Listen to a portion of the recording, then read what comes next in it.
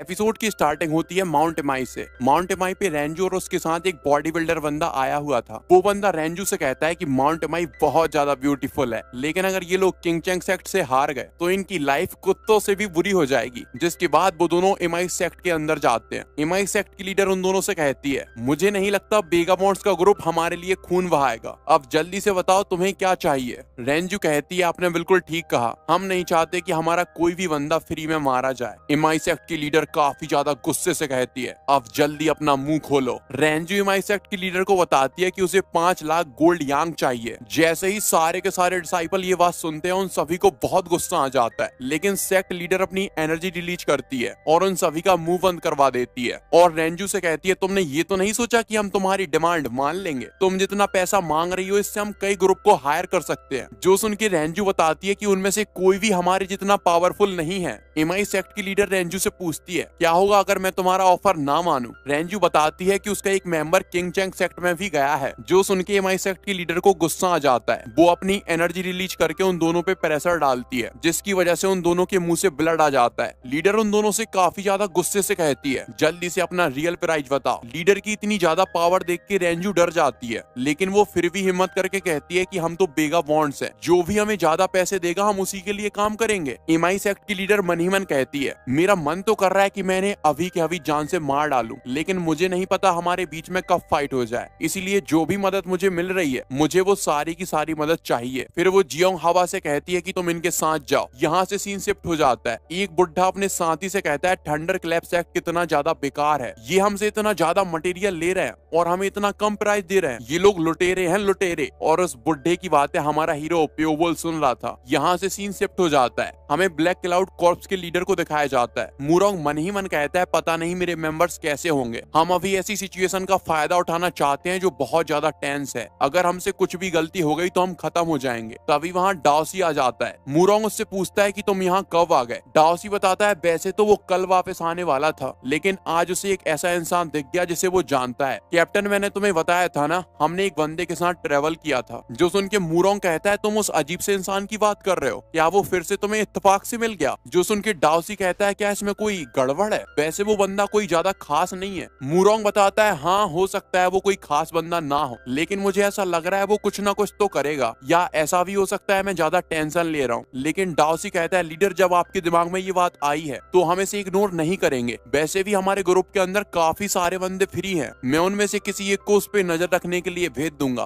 तभी वहाँ पे रेंजू आ जाती है। रेंजू के साथ जियोंग हवा और सियोल रेन भी आई थी। जांग मुरोंग तुरंत ही उन्हें उठ के ग्रीट करता है। जियोंग हवा अपना नाम बताती है, जबकि सियोल रेन उसे ग्रीट करती है। मुरोंग कहता है, जबकि आप दोनों यहाँ पे खुद आए हो तो क्या मैं अपनी डील को पक्का समझूं? लेकिन जियोंग हवा कहती है, ये तो डिपेंड करता है तुम हमसे क्या मांग करते हो, लेकिन अगर तुमने हमसे ज्यादा चालाकी करने की कोशिश की तो हम अपनी फाइट किंग चैंग सेक्ट के साथ रोक देंगे और सबसे पहले तुम्हारे ग्रुप को डिस्ट्रॉय कर देंगे। जो सुन के मुरोंग कहता है, चिंता मत करो, हम कोई भी चालाकी नहीं करेंगे, चलिए आपस में बात करते हैं, हो सकता है हमारी डील हो जाए। हमें कुछ देर बाद का सीन दिखाया जाता है। जियोंग हवा मुरोंग पे काफी जोर से चिल्ला रही थी। वो उससे कहती है, बेगामॉन्ट तुम अपनी औकात में रहो, तुम्हारा काम है पैसे लो और अपना काम करो, तुम कुछ ज्यादा ही बड़ी डिमांड कर रहे हो। जो सुन के मुरोंग हंसते हुए कहता है, मुझे नहीं लगता मैं कुछ ज्यादा मांग रहा हूँ, वैसे भी कुछ टाइम बाद तुम लोग सिचुआन के रूलर बनने वाले हो, तो इतनी छोटी मोटी चीज तो तुम हमें दे ही सकते हो। मुरोंग की बात सुन के जियोंग हवा को बहुत ज्यादा गुस्सा आ जाता है और वो गुस्से के मारे टेबल को तोड़ देती है। लेकिन भाई जियोंग हवा को गुस्से में देख के मुरोंग को घंटा फर्क नहीं पड़ता, वो तो चुपचाप चिल में बैठा हुआ था। जियोंग हवा कप को उठाते हुए कहता है, अच्छा चलो ठीक है, मैंने पहले जो तुमसे डिमांड की थी उसे भूल जाओ, और तुमने ये जो टेबल और कप तोड़ा है ना, मैं इसके भी पैसे तुमसे नहीं लूंगा, बस हमें बेस्ट में रहने के लिए कुछ जगह दे दो। जो सुन के जियोंग हवा कहती है, तो तुम्हारा प्लान शुरू से यही था, तुम एक ऐसी जगह चाहते हो जहाँ तुम रह सको। मुरोंग बताता है कि वो बेगामॉन्ट्स हैं और कोई भी सेक्ट नहीं चाहता कि हम उनके करीब रहें। जो सुन के जियोंग हवा बताती है कि वो भी नहीं चाहती कि तुम उनके करीब रहो। मुरोंग बताता है कि वो एमाई सेक्ट से काफी दूर रहेंगे, इसलिए आपको ये डील करने में प्रॉब्लम नहीं होनी चाहिए। जियोंग हवा मन ही मन कहती है, अभी तो ये हमारी मदद कर देंगे, लेकिन लंबे समय बाद ये हमारे दुश्मन बन जाएंगे और हो सकता है ये सबसे बड़ी प्रॉब्लम बन जाए। लेकिन अगर हम इन्हें युद्ध में सबसे आगे भेज देंगे तो इनके ज्यादातर मेंबर्स मारे जाएंगे, फिर इन्हें बाद में मारना हमारे लिए कोई बड़ी बात नहीं होगी। इतना सोचने के बाद जियोंग हवा उसका प्रपोजल मान जाती है। मुरोंग जियोंग हवा से कहता है, फिर तो हमारी डील हो गई, और डेविल स्माइल देते हुए मन ही मन कहता है, अगर ये लोग लोग हमसे डील नहीं करते तो किंगचैंग सेक्ट के साथ डील करना काफी कठिन हो जाता। मूरोंग पूछता है कि अगर आप लोग यहाँ पे रहना चाहते हो तो रह सकते हो, लेकिन जियोंग हावा बताती है कि वो व्हाइट फ्लावर रूम के अंदर रहेगी। तभी अचानक रेंजू भागते भागते आती है और काफी ज्यादा टेंशन से कहती है, बॉस अर्जेंट मैसेज है। मूरोंग उस पे चिल्लाते हुए कहता है, तुम्हें दिखाई नहीं देता हम लोग बात कर रहे हैं और तुम हमारी बात के बीच में घुस आई हो। लेकिन रेंजू बताती है कि थंडर क्लैप सेक्ट का लीडर मारा जा चुका है। जो सुन के मूरोंग पूछता है कि असासियन पकड़ा गया। रेंजू बताती है कि असासियन नहीं पकड़ा गया और थंडर क्लैप सेक्ट को लगता है कि ये किंगचैंग सेक्ट ने किया है। यहाँ से सीन शिफ्ट हो जाता है और हमें किंगचैंग सेक्ट का सीन दिखाया जाता है। कुछ लोग एक कब्र को लेके वहाँ पे आ चुके थे। कुछ गार्ड्स कहते हैं कि तुम्हें हमसे क्या काम है, भला थंडर क्लैप सेक्ट यहाँ पे क्या कर रहा है और तुमने यहाँ पे आने से पहले हमें बताया भी नहीं। उसके अलावा तुम सभी अपने अपने वेपन लेके आए हो, क्या तुम हमसे फाइट करना चाहते हो? तभी वहाँ पे किंगचैंग सेक्ट का लीडर आ जाता है। वो कहता है कि बताओ थंडर क्लैप के लीडर, तुम हमसे क्या चाहते हो? लेकिन थंडर क्लैप सेक्ट का लीडर कहता है, यही सवाल तो मैं तुमसे पूछने के लिए आया हूँ। किंगचैंग सेक्ट का लीडर कहता है कि तुम अपने साथ कॉफिन लेके क्यों आए हो? थंडर क्लैप सेक्ट का लीडर बताता है कि इस कॉफिन के अंदर उसका एकमात्र डिसाइपल है। लेकिन किंगचैंग सेक्ट का लीडर कहता है, भले ही तुम्हारा डिसाइपल मर गया,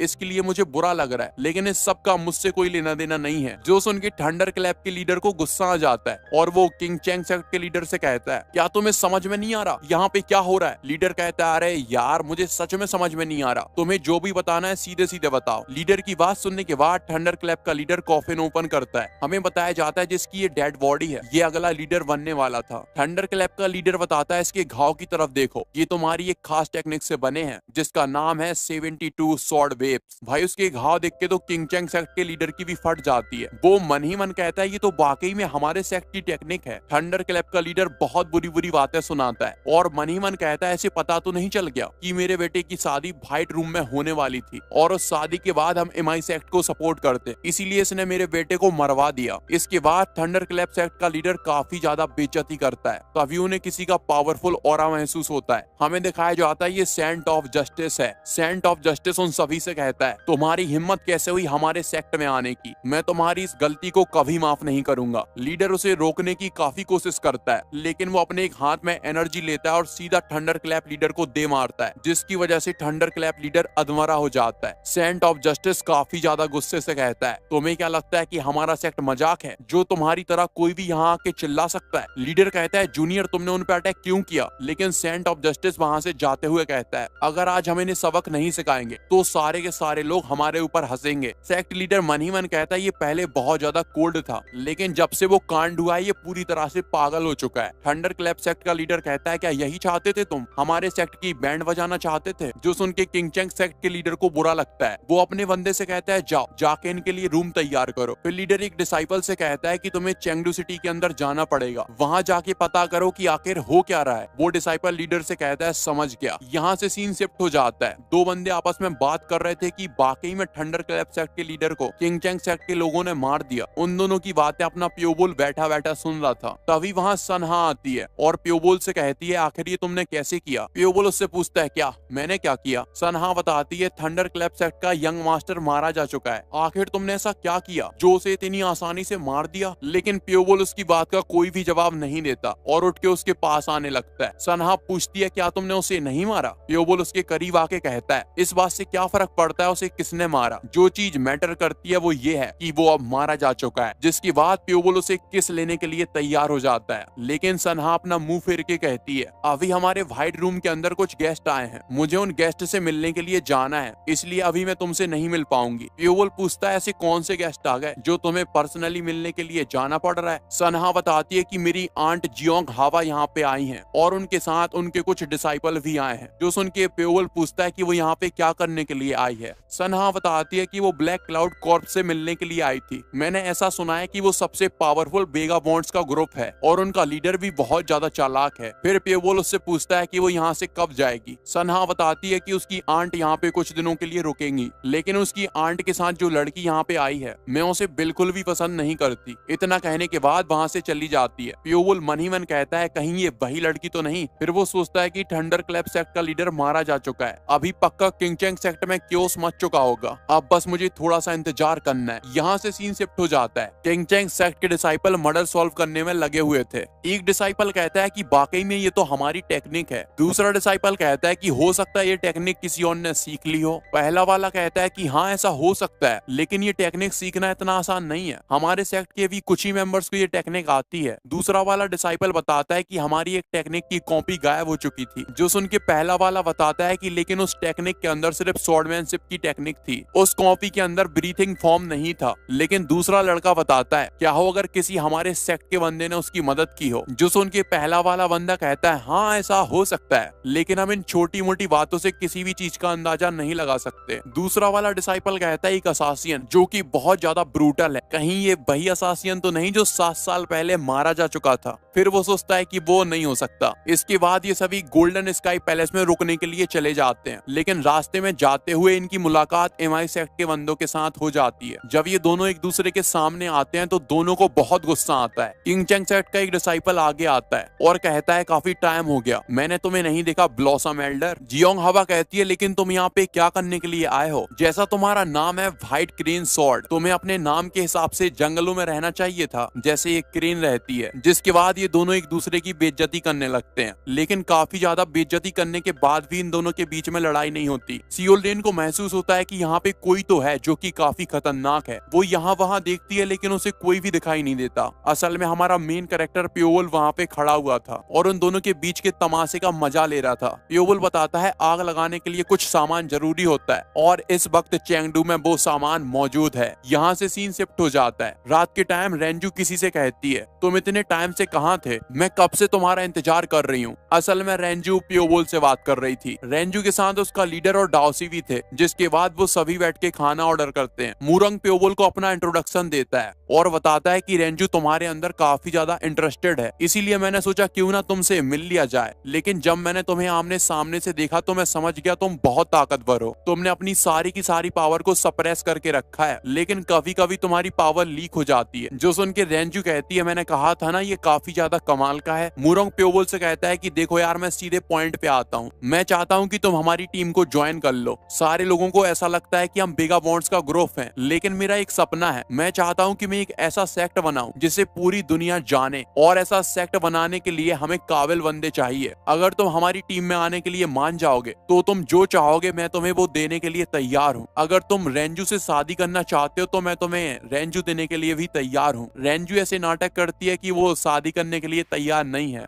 लेकिन डाउसी कहता है देखो तो इसे कैसे एक्टिंग कर रही है, साफ साफ दिख रहा है कि ये भी शादी करना चाहती है। लेकिन प्योवल साफ साफ मना कर देता है। जो सुन के डाउसी के मुंह से सारी की सारी दारू नीचे गिर जाती है। प्योवल, रेंजू और मूरोंग डाउसी को घूर के देखने लगते हैं। डाउसी उनसे कहता है अरे मेरे गले के अंदर कुछ अटक गया था, इसलिए मुझसे गलती से खाना गिर गया, तुम लोग अपनी बातें कंटिन्यू करो। मूरोंग पूछता है कि तुम्हें हमारे ऑफर के बारे में क्या पसंद नहीं आया, हमारे ग्रुप को ज्वाइन करना या फिर रेंजू से शादी करना। प्योवल बताता है ना तो मुझे तुम्हारी टीम ज्वाइन करनी है, ना ही मुझे इस रेंजू के अंदर कोई दिलचस्पी है। जो सुन के भाई रेंजू की शक्ल तो एकदम डेविल के जैसी बन जाती है। रेंजू मन ही मन काफी ज्यादा गुस्से से कहती है इसने मुझे रिजेक्ट कर दिया, इसकी हिम्मत कैसे हुई। माहौल एकदम टेंस हो जाता है। तभी मूरोंग हंसते हुए कहता है अरे मैं तो मजाक कर रहा था, मैं तुम्हें थोड़ी ना सच में रेंजू के साथ शादी करने देता, तुमने तो एकदम बेवकूफों जैसा चेहरा बना लिया। लेकिन मैं तुम्हें एक एडवाइस देना चाहता हूँ, कभी भी हमारे ग्रुप के बंदों के सामने मत आना, वरना हो सकता है वो तुम्हारी पिटाई कर दे। प्योवल भी काफी ज्यादा कूल अंदाज में कहता है मुझे भी तुमसे कुछ कहना है। मूरोंग कहता है कहो मैं सुन रहा हूँ। प्योवल उससे कहता है कहीं ऐसा ना हो रास्ते में चलते चलते तुम्हारा सर कट जाए, अगर कभी ऐसा हो गया तो तुम ये बात जान लेना कि वो मैंने किया है। प्योवल की बात सुन के मूरोंग काफी ज्यादा सीरियस हो जाता है, लेकिन प्योवल उसको ट्रोल करते हुए कहता है क्या हुआ, मैं तो मजाक कर रहा था, तुमने बेवकूफों जैसा चेहरा क्यों बना लिया। यहाँ से सीन शिफ्ट हो जाता है और हमें गोल्डन हेवन क्लैन का सीन दिखाया जाता है। किंग चैंग माउंटेन का एक डिसाइपल आता है और सीनियर को ग्रीट करता है। उसका सीनियर पूछता है कि MI सेक्ट वाले क्या कर रहे हैं। वो बताता है कि वो अभी तक व्हाइट रूम से बाहर नहीं आए हैं, मैंने अपने कुछ डिसाइपल्स को वहीं पे छोड़ दिया है, अगर कभी वो कुछ हरकत करेंगे तो हमें तुरंत ही रिपोर्ट मिल जाएगी। फिर उसका सीनियर कहता है कि हमें उस असासियन को पकड़ना है, उसको पकड़ने के लिए हमें क्या करना चाहिए। वो लड़का बताता है उस असासियन को पकड़ने का काफी आसान तरीका है, हम इग्नोबल सेक्ट की मदद ले सकते हैं। वो बताता है इग्नोबल सेक्ट को काफी ज्यादा खबर होती है, अगर हम उनसे पूछेंगे तो हमें पता चल जाएगा उस दिन थंडर क्लैप सेक्ट के अंदर कौन कौन गया था।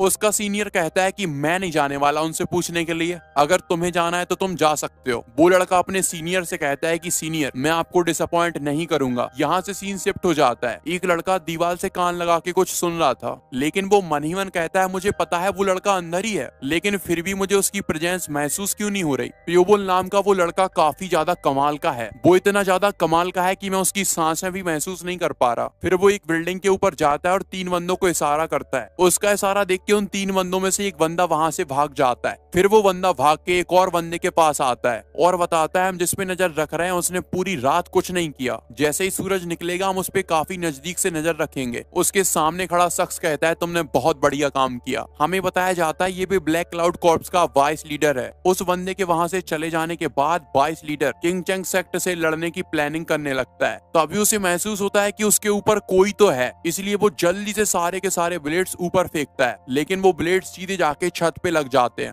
वाइस लीडर कहता है कि अरे यार मुझे लगा था कि ऊपर कोई तो है, लगता है मैं कुछ ज्यादा ही टेंशन ले रहा हूँ। लेकिन हमें दिखाया जाता है कि ऊपर वाकई में कोई था और ये कोई और नहीं बल्कि प्योबोल है। प्योबोल उसके पीछे खड़ा खड़ा उसका सारा प्लान देख रहा है। यहाँ से सीन शिफ्ट हो जाता है और हमें व्हाइट रूम का सीन दिखाया जाता है। जियोंग हवा कहती है जूनियर सिस्टर जैसे ही कल सूरज निकलेगा तुम अपने सेक्ट में वापस चली जाना। सियोल रिन कहती है कि तुम करना क्या चाहती हो। जियोंग हवा बताती है यहाँ पे तुम्हारा कोई काम नहीं है, तुम यहाँ से जाओ और मास्टर को सपोर्ट करो। सियोल रिन बताती है कि लेकिन मास्टर का ऑर्डर था कि मैं आपके साथ रहूं। जियोंग हवा उसे बताती है कि हमारी डील हो चुकी है, अब तुम यहाँ से जा सकती हो। जो सुन के सियोल रिन कहती है यहाँ पे किंग चंग सेक्ट के बंदे हैं, हो सकता है आपकी फाइट उनसे हो जाए, इसलिए मेरा यहाँ पे रुकना काफी जरूरी है। जियोंग हवा कहती है कि तुम्हें ज्यादा चिंता नहीं करनी चाहिए, अगर कोई गड़बड़ हुई तो मैं ब्लैक क्लाउड कॉर्प्स के बंदों को आगे कर दूंगी। जिसके बाद वो सियोल रिन को वहां से जाने के लिए कह देती है। हमें दिखाया जाता है कि सनहा जियोंग हवा से मिलने के लिए आती है। जियोंग हवा पूछती है कि तुम इतनी ज्यादा रात को यहाँ पे क्या कर रही हो। वो बताती है कि आप अकेली हो, इसीलिए मैं आपको सपोर्ट देने के लिए आई हूँ। जियोंग हवा कहती है कहीं तुमने बॉयफ्रेंड तो नहीं बना लिया, क्योंकि तुम्हारे चेहरे पे अलग ही लेवल की खुशी है। सनहा शर्माते शर्माते कहती है हाँ मैंने बॉयफ्रेंड बना लिया है। आपको पता है थंडर क्लाउड सेक्ट के लीडर को किसने मारा है? मुझे लगता है उसे मेरे बॉयफ्रेंड नहीं मारा है। जो सुन के जियोंग हवा कहती है तुम्हें इस बात पे पूरा भरोसा है? सनहा शर्माते शर्माते कहती है मुझे इस बात पे पूरा भरोसा तो नहीं है, लेकिन इस बात के बहुत ज्यादा चांस है। जब मुझे इस बात के बारे में सब कुछ पता चल जाएगा तो मैं उसे आपसे मिलवाने जरूर लाऊंगी। जियोंग हवा उसके बॉयफ्रेंड का नाम पूछने ही वाली थी, तभी उन्हें किसी के चिल्लाने की आवाज आती है। जब वो दोनों जाके देखते हैं तो जियोंग हवा का एक स्टूडेंट मारा जा चुका था और ये जियोंग हवा का पर्सनल स्टूडेंट है। मुरोंग वाइस लीडर से कहता है जियोंग हवा का पर्सनल डिसाइपल मारा जा चुका है, मुझे तो ऐसा लग रहा है कि हमने गलत साइड ले ली। लेकिन वाइस लीडर कहता है ऐसी बात नहीं है, उनकी फोर्सेस जितनी ज्यादा कम होगी हमें उतना ही ज्यादा फायदा होगा, क्योंकि फिर उन्हें हमारे ऊपर डिपेंड रहना पड़ेगा। लेकिन मुझे ये बात समझ में नहीं आ रही यहाँ पे एक असासियन कर क्या रहा है? ब्लड शैडो ग्रुप के मरने के बाद यहाँ पे कोई भी असासियन नहीं आया, लेकिन मुझे नहीं लगता किंग चंग सेक्ट ने कोई असासियन हायर किया हो। मुरोंग को हमारे हीरो की याद आती है कि कहीं ये सब उसी का किया धरा तो नहीं है, इसलिए वो कंफर्म करने के लिए पूछता है क्या प्योबोल ने कुछ उल्टा सीधा किया?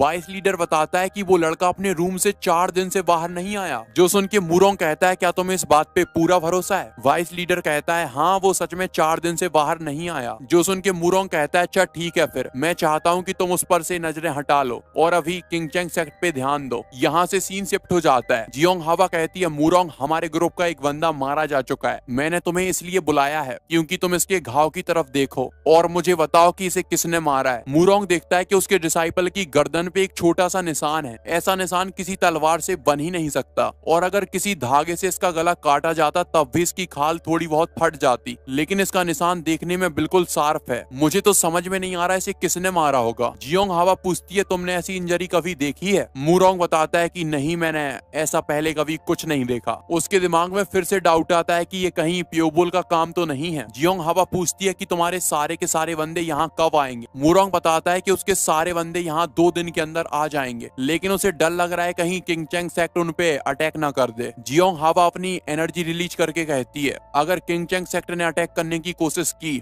तो हम उन्हें क्रश कर देंगे। हमें दिखाया जाता है कि प्योबोल जियोंग हवा के पीछे ही खड़ा था अपनी गायब होने वाली टेक्निक का इस्तेमाल करके। यहाँ से सीन एक हॉस्पिटल पे शिफ्ट शिफ्ट हो जाता है। हमें एक लड़के को दिखाया जाता है जिसकी दोनों आंखें फूट चुकी थी। मूरोंग काफी ज्यादा गुस्से से कहता है कि इसे क्या हुआ। रेंजू बताती है कि हम प्योबोल से मिलने के लिए गए थे और इसने उससे पंगा ले लिया। जो सुन के मूरोंग काफी ज्यादा गुस्से से कहता है यहाँ वहाँ की बातें करना बंद करो और मुझे सब बताओ। हमें एक फ्लैशबैक दिखाया जाता है। प्योबोल बैठा बैठा खाना खा रहा था, तभी वहाँ पे रेंजू आ जाती है। रेंजू को देख के प्योबोल मन ही मन कहता है अरे यार ये लोग मुझे टाइम पे खाना भी नहीं खाने देते। फिर प्योबोल उससे पूछता है कि तुम यहाँ पे क्या करने के लिए आई हो। रेंजू प्योबोल को बताती है वो तो बस तुमसे मिलने के लिए आई थी और उसे तुमसे माफी भी मांगनी है। प्योबोल कहता है क्या माफी, कौन सी माफी। रेंजू बताती है कि हमने तुमसे थोड़ी बेइज्जती से बात कर ली थी, उसी के लिए मैं माफी मांगने के लिए आई हूँ। लेकिन प्योबोल उससे कहता है कि उसे घंटा फर्क नहीं पड़ता। जो सुन के रेंजू को काफी ज्यादा गुस्सा आ जाता है और वो मन ही मन कहती है मेरी इतनी ज्यादा बेइज्जती करने के बाद तुम्हें घंटा फर्क नहीं पड़ता। लेकिन वो स्माइल करते हुए कहती है हमारे बॉस ने तुम्हें जो ऑफर दिया था तुम उसे मान क्यों नहीं लेते, हम लोग तुम्हें काफी अच्छी तरह से ट्रीट करेंगे। हमें दिखाया जाता है कि एक और शख्स उन्हीं की तरफ आगे बढ़ रहा था। वो रेंजू के पास आके कहता है अरे तुम यहाँ पे हो, तुमने मुझे बताया ही नहीं कि तुम कहाँ जा रही हो। लेकिन रेंजू उससे काफी ज्यादा गुस्से से कहती है अपना हाथ मुझसे दूर हटाओ, क्या तुम मुझे फॉलो कर रहे थे। लेकिन वो लड़का बताता है कि मेरे पास इतना टाइम नहीं है कि मैं तुम्हें फॉलो करूं, बॉस ने ऑर्डर दिया है कि तुम्हें लेके वापस आ जाऊं। लेकिन तभी वो कहता है अरे तो ये है प्योबोल। प्योबोल उसे घूर के देखता है जिसकी वजह से इसको अलग ही लेवल का मजा आ जाता है। वैसे मैं तुम्हें बता दूं ये लड़का गे है।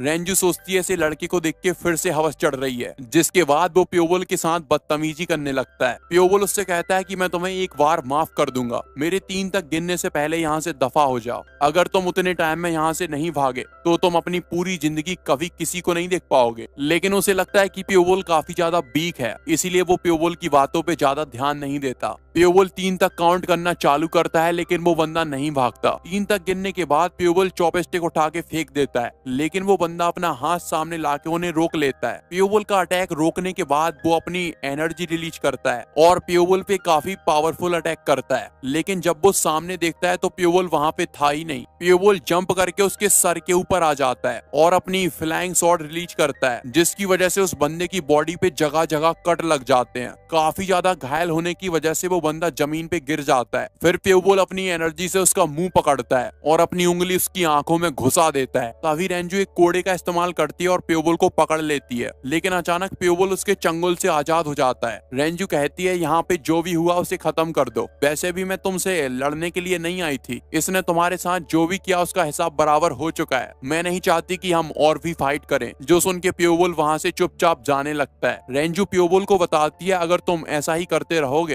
तो तुम एक दिन पक्का मारे जाओगे। लेकिन प्योबोल उसकी बात पे बिना ध्यान दिए वहाँ से चला जाता है। प्योबोल को तो बस एक ही बात की चिंता हो रही थी कि उसके कपड़े फट चुके हैं। भाई सीन वापस प्रेजेंट में आ जाता है। मूरोंग मन ही मन कहता है इतनी ज्यादा इंपॉर्टेंट टाइम पे हमारा पावरफुल बंदा घायल हो गया। रेंजू मूरोंग को बताती है कि उसकी बहुत ज्यादा बेइज्जती हो चुकी है, अब वो इतनी ज्यादा बेइज्जती सह नहीं पाएगी। मूरोंग उससे कहता है कि एक बार हम किंगचैंग सेक्ट से निपट लें, उसके बाद हम इस प्योबोल नाम के बंदे को देख लेंगे। यहाँ से सीन शिफ्ट हो जाता है और हमें एक बुढ़े को दिखाया जाता है कि बुड्ढा कुछ जालियों के पीछे बैठा हुआ था। बुड्ढा किसी से कहता है कि तुम थंडर क्लैन के लीडर के कातिल को ढूंढना चाहते हो। हमें दिखाया जाता है कि ये वही सीनियर डिसाइपल है। बुड्ढा बताता है कि ऐसे पर्सन को ढूंढना बहुत ज्यादा कठिन है जिसके बारे में तुम्हारे पास कोई क्लू ही नहीं है। जिसके बाद सीनियर डिसाइपल उससे पूछता है क्या चेंगडू में अभी कोई स्ट्रेंज बंदा आया है। बुड्ढा बताता है हाँ एक बंदा तो आया है जिसका नाम है प्योबोल। हमें बताया जाता है ये बुड्ढा इग्नोवल क्लैन का एल्डर है, सॉरी एल्डर नहीं ब्रांच मैनेजर। ब्रांच मैनेजर बताता है कि उसके पास काफी कमाल की ब्यूटी है, वो अपने चार्म से सभी को अट्रैक्ट कर लेता है, लेकिन मैंने सुना है वो काफी ज्यादा खतरनाक मास्टर है। सीनियर डिसाइपल पूछता है क्या उसका मर्डर से कुछ लेना देना है। बुड्ढा बताता है कि उसे नहीं पता उसका मर्डर से कुछ लेना देना है कि नहीं, लेकिन तुम जिस तरह से बात कर रहे हो वो बंदा तुम्हारी बातों पे बिल्कुल फिट होता है। बुड्ढे से इन्फॉर्मेशन लेने के बाद वो उसे पैसे देता है और वहाँ से चुपचाप चला जाता है। बुड्ढा एक नोटबुक बाहर निकालता है जिसमें प्योबोल के बारे में सारी जानकारी लिखी हुई थी। इसमें लिखा हुआ था कि प्योबोल सबसे पहले वाटांग सिटी के अंदर आया था, वो किस क्लैन से है कोई नहीं जानता, कहाँ से आया है कोई नहीं जानता। बुड्ढे को एक बार ये भी शक होता है कि हो सकता है यही किलर हो। तभी हमें दिखाया जाता है कि बुड्ढे के पीछे से एक हाथ आता है और वो उस बुड्ढे के हाथ से वो किताब ले लेता है। जब बुड्ढा अपने आप को हिलाने की कोशिश करता है तो हिला नहीं पाता। हमें बताया जाता है ये जो धागे हैं इन्हें सिर्फ हम ही देख सकते हैं। पियोबुल वो किताब पढ़ते हुए कहता है कि मैं अभी अभी यहाँ पे आया हूँ और तुमने मेरे बारे में काफी नॉलेज इकट्ठा कर ली। जो सुन के बुड्ढा उससे कहता है कि कहीं तुम, लेकिन पियोबुल बुड्ढे को बताता है कि तुमने बिल्कुल ठीक सोचा। जैसे ही पियोबुल बुड्ढे के मुंह से ये बात सुनता है उसकी फट जाती है, क्योंकि वो समझ जाता है वो जिंदा नहीं बचने वाला। बुड्ढा पियोबुल से भीख मांगता है कि उसकी जान को छोड़ दे और पियोबुल को बताता है कि वो उसकी इन्फॉर्मेशन किसी को नहीं देगा। पियोबुल हंसते हुए उससे कहता है अभी थोड़ी देर पहले तो तुम मेरा नाम हंस हंस के ले रहे थे। लेकिन पियोबुल जानबूझ के अपनी टेक्निक का असर कम कर देता है, जिसकी वजह से बुड्ढे की बॉडी हिलने लगती है। बुड्ढा अपनी एक खास तरह की टेक्निक का इस्तेमाल करने ही वाला था कि तभी पियोबुल की चुटकी बजाते ही उसकी गर्दन कट के नीचे गिर जाती है। इसके बाद हमें दिखाया जाता है कि दोनों सेक्ट के डिसाइपल आपस में फाइट कर रहे हैं। चारों तरफ सिटी के अंदर आग लगी हुई है। मूरोंग कहता है अरे यार ये सब क्या हो रहा है। दोनों सेक्ट के डिसाइपल एक दूसरे को जान से मारे जा रहे थे। तभी वहां पे फायर ड्रैगन रूम का लीडर आता है। बोन सभी से कहता है अरे रुक जाओ फाइट मत करो। लेकिन एक तीर उड़ता हुआ आता है और उसके कंधे पे लग जाता है, जिसकी वजह से अब इस बुड्ढे के टीममेट भी फाइट करने के लिए तैयार हो जाते हैं। मूरोंग कहता है कि इमाई सेक्ट काफी ज्यादा डिसएडवांटेज में है, जल्दी से अपने सारे बंदों को लेके आओ, हम भी फाइट करेंगे। जियोंग हावा आते हुए कहती है तुम्हारी हिम्मत कैसे हुई मेरे डिसाइपल को मारने की। लेकिन वो सीनियर डिसाइपल कहता है कि हमने तुम्हारे बंदे को नहीं मरवाया, तुम ही वो घटिया लोग हो जिन्होंने 7 साल पहले हमारे बंदे को मरवाया था। जिसके बाद जियोंग हावा और ये सीनियर आपस में फाइट करने लगते हैं। यहाँ से सीन शिफ्ट हो जाता है। सियोलेन कुछ बंदों को मार के उड़ा देती है, लेकिन तभी सियोलेन के साथ खड़ी लड़की नीचे गिर जाती है। सियोलेन कहती है कि अपनी एनर्जी को पूरी बॉडी के अंदर सर्कुलेट करो, लेकिन वो लड़की रोते हुए कुछ कहने ही वाली थी कि तभी उसकी डेथ हो जाती है। सियोलेन मन ही मन कहती है ये सब एमआई सेक्ट की वजह से हो रहा है, इसीलिए मैं बार में हिस्सा नहीं लेना चाहती थी, लेकिन मेरे एक फालतू के डिसीजन की वजह से काफी सारे लोग मारे जा चुके हैं। अब बस बहुत हो गया, मैं भी पीछे नहीं हटूंगी। मूरोंग का ध्यान जाता है कि उसके कोई भी बंदे यहाँ पे अभी तक नहीं आए हैं, इसीलिए वो अपने एक बंदे को बुलाता है और उससे कहता है यहाँ पे जो भी कुछ हो रहा है काफी अजीब है। देखने से ऐसा लग रहा है कोई आग में घी डालने का काम कर रहा है और हमारे जो भी लोग हमारी फोर्स को लेने के लिए जा रहे हैं उनमें से कोई भी वापस नहीं आ रहा। जाओ जाके चेक करो कि यहाँ पे कौन छुपा हुआ है। मूरोंग की बात सुनने के बाद वो बंदा यहाँ वहाँ ढूंढने लगता है। वो सारे घरों के ऊपर देखता है। वो ये भी चेक करता है कि वो कहीं इन्हीं बंदों में से कोई एक तो नहीं जो आपस में फाइट कर रहे हैं। लेकिन काफी देर ढूंढने के बाद वो समझ जाता है चेंगडू सिटी के अंदर ये जो पेड़ लगा हुआ है, इस पेड़ को पवित्र पेड़ माना जाता है। मुझे लगता है जो कोई भी है वो इसी पेड़ के ऊपर होगा, इसीलिए वो लड़का पेड़ के ऊपर चेक करने के लिए जाता है। लेकिन अचानक उस पे फ्लाइंग स्वॉर्ड की बौछार हो जाती है। वो लड़का फ्लाइंग स्वॉर्ड का अटैक डॉच करता है और कहता है कि बास्टर्ड तो तुम यहाँ पे हो। हमें दिखाया जाता है कि एक बंदे ने कोट पहना हुआ था और उस कोट के अंदर एक लाल कलर की आंख चमक रही थी। पियोबुल अपनी सारी की सारी फ्लाइंग स्वॉर्ड से उस बंदे पे अटैक कर देता है। उस बंदे की ये देख के फट जाती है कि सारे के सारे डैगर अपने आप ही उड़ रहे हैं और वो ये बात समझ जाता है कि उसका अपोनेंट बहुत ताकतवर है। लेकिन पियोबुल उसे मारने की जगह उसे पकड़ लेता है और जानबूझ के उसके सामने खड़ा हो जाता है। जैसे ही वो लड़का पियोबुल का चेहरा देखता है काफी ज्यादा डर जाता है। इससे पहले कि वो पियोबुल का नाम चिल्ला के ले, पियोबुल उसको भी टपका देता है और फिर से खड़ा खड़ा तमाशा देखने लगता है। हमें दिखाया जाता है कि सीनियर डिसाइपल ने जियोंग हावा की बैंड बजा दी थी। तभी वहाँ पे सियोलेन आ जाती है और जियोंग हावा को लेके वहाँ से जाने लगती है। किंगचेंग सेक्ट के भी डिसाइपल आ जाते हैं और वो अपने सीनियर से पूछते हैं कि आप ठीक हो ना। उसका सीनियर कहता है चलो छोड़ो, हम लोगों को भी वापस जाना चाहिए। दोनों की दोनों फोर्स इतनी ज्यादा फाइट करने के बाद वापस चली जाती है। हमारे हीरो को ये देख के मजा आ जाता है कि जियोंग हावा की बैंड बज चुकी है। खैर मुझे लगता है 15 वीडियो में ये पूरी सीरीज खत्म हो जाएगी, इसीलिए तुम्हें इसको देखने के लिए ज्यादा इंतजार नहीं करना पड़ेगा। तब तक के लिए बाय बाय।